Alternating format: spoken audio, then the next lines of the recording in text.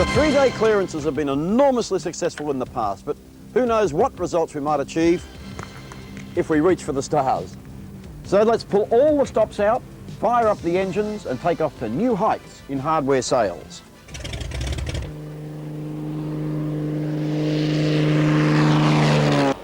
Hi, my name's David Panther. We're here to help you develop the most eye-catching, exciting and above all, phenomenally successful sale. Maybe you don't have to go this far to attract attention, but this is certainly the sort of feeling we need to generate. Why don't we take the plunge? Let's look at some new and exciting ways that we can get our customers' adrenaline pumping, just like mine is right now. Wow, this is exhilarating. It's a brand new experience for me. Oh, what a feeling. If I could only create a heady atmosphere like this during the sale. But right now, my main concern is that I have a safe and successful landing. Well, not far to go now. Planning's the key, isn't it? No point in taking the leap unless we're damn certain we've put all the processes into place to ensure whatever we embark on works. Oh, well, what a thrill. It was bold, it was exciting, and I guess most importantly, it was successful. Then we do need to be constantly on the lookout, don't we, for new and innovative ways to present the store at sale time? Because if we don't, we end up doing the same old thing. And after a while, the same old thing just becomes boring and tiring, not just for the customers, but for the staff as well. And tired is not a word we want associated with our business, is it? See, this is an example of a tired display. The posters have been put up without thought or care. Remember, it's the customer's perception that counts, and we need to constantly ask ourselves the question, what would our customers perceive when confronted with this? Imagine you're a customer. Would this grab your attention? Would it make you want to come in and pick up a bargain? Now, this is a big improvement, isn't it? It's amazing what a little professional attention can achieve. It looks like we're serious about the sale.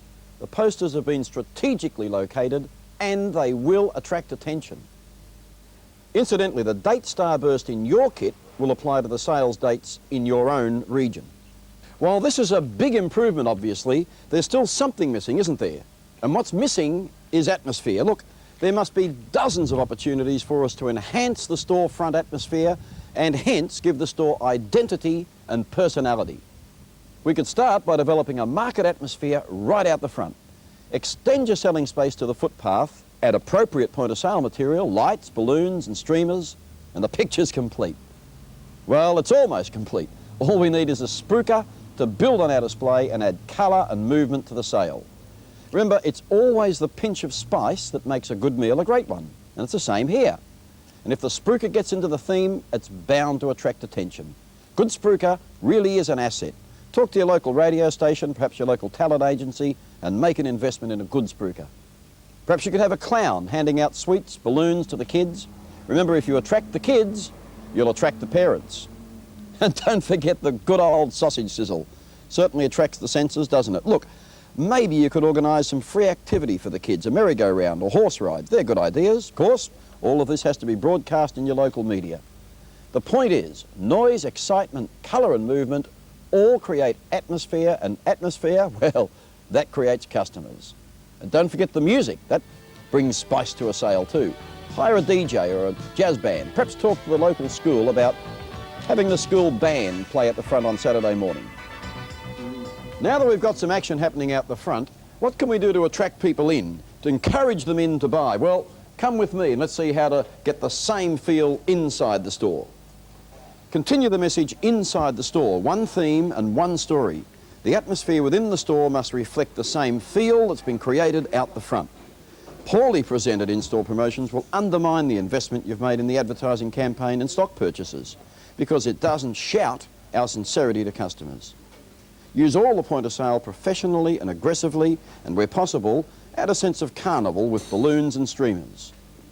Because this is such a short, hard-hitting sales period, I know there can be a tendency to play down the value of point of sale. However, it should be to the contrary if we're to create any sense of urgency. This is achieved, obviously, by keeping point of sale displays simple, uniform and repetitive, The bolder yet cleaner our display, the greater the impact.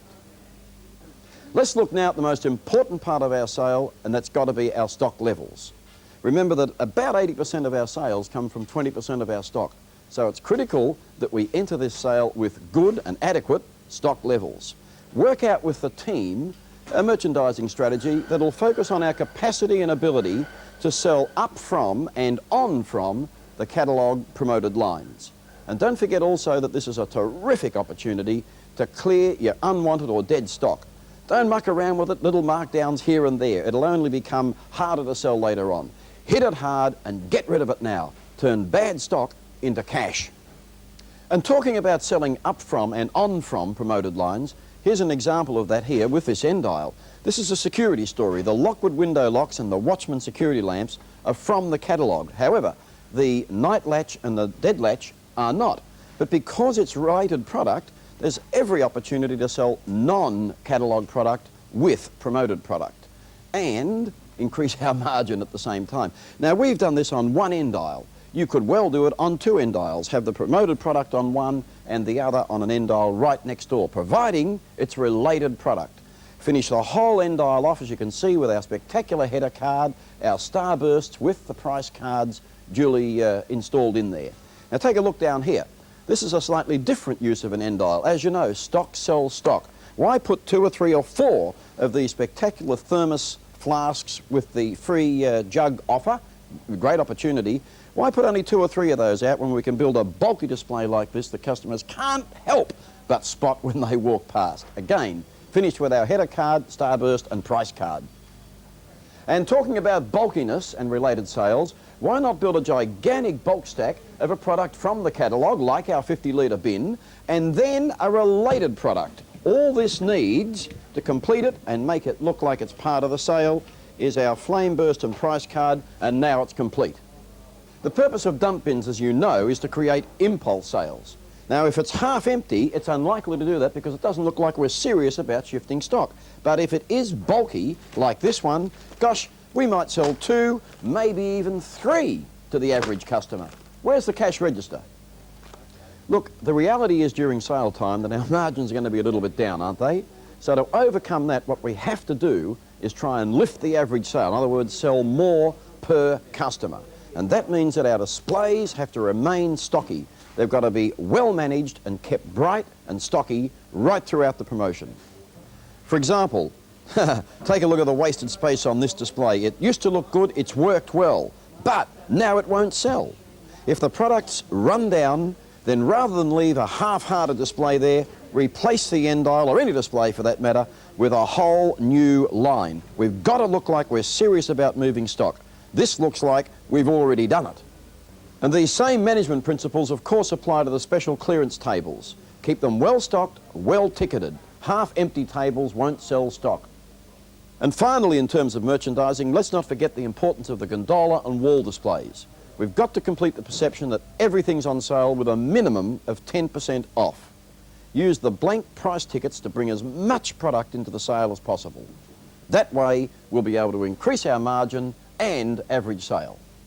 Incidentally, take care with your ticket writing. Ensure you keep it consistent. Use the same person to write up all your tickets. You see, the customer must perceive that we've gone across the whole store and marked product down in every department.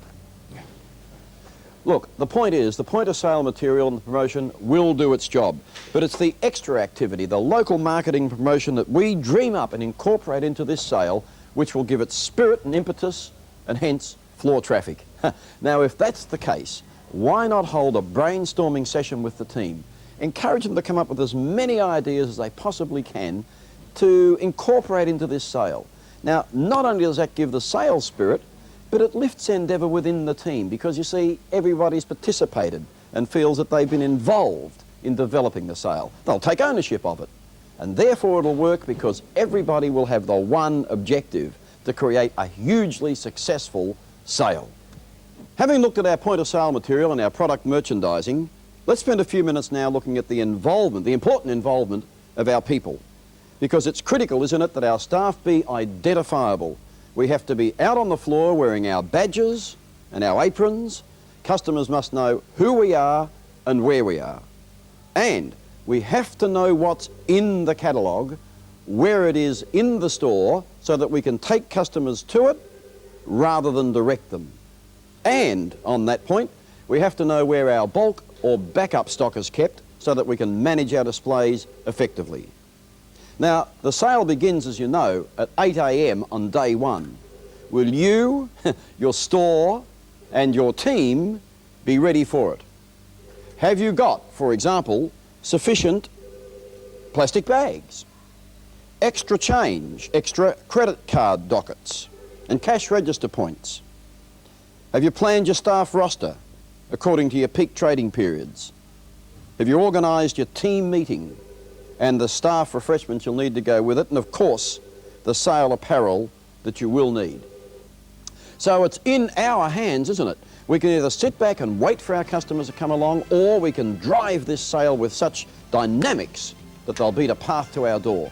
Look, we need to get the wind beneath our wings and reach new heights in hardware sales. This is no flight of fancy. Let's take the joystick in both hands, clear the runway, and gun the engines towards a gigantic and successful annual clearance sale.